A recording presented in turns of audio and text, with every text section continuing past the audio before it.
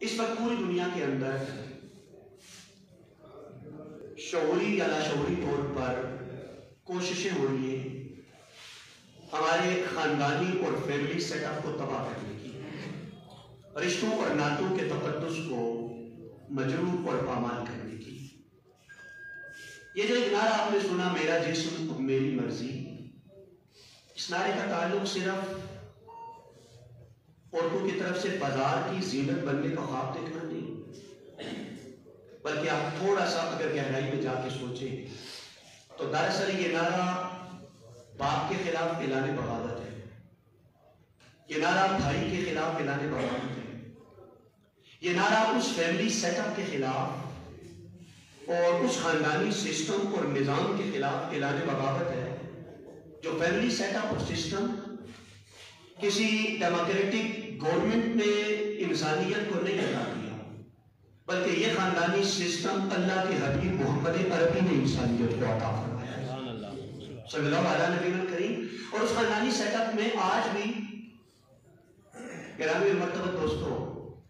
اگر باپ بڑے چوک میں بیٹے کو دو چار سنا دے تو بیٹا گردن جھکا کے سن رہا ہوتا ہے،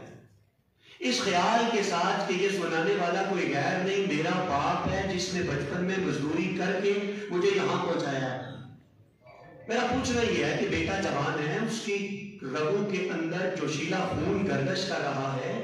وہ معاشرے کے اندر ایک سٹیٹس رکھتا ہے، ایک عزت رکھتا ہے، ایک آبرو کا مقام رکھتا ہے، لیکن اس کو چوک میں باپ اگر ڈانٹ ٹپٹ کر رہا ہے تو سوال یہ ہے کہ اس کا خون جوش کیوں نہیں مارتا، وہ گردن جھکا کے باپ کی ڈانٹ کیوں سنتا ہے؟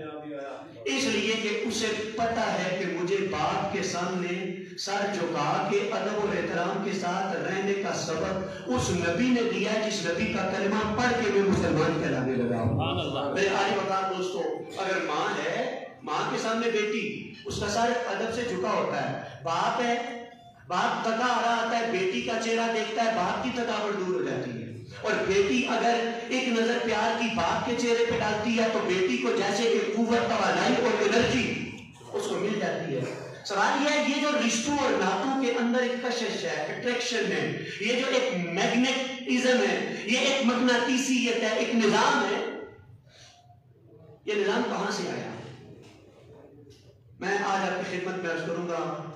یہ وہ چیز ہے جس کا اعتراف غیروں نے بھی کیا کہ رشتوں نعتوں کا یہ تقدس انسانیت کو مصطفیٰ کریم میں سے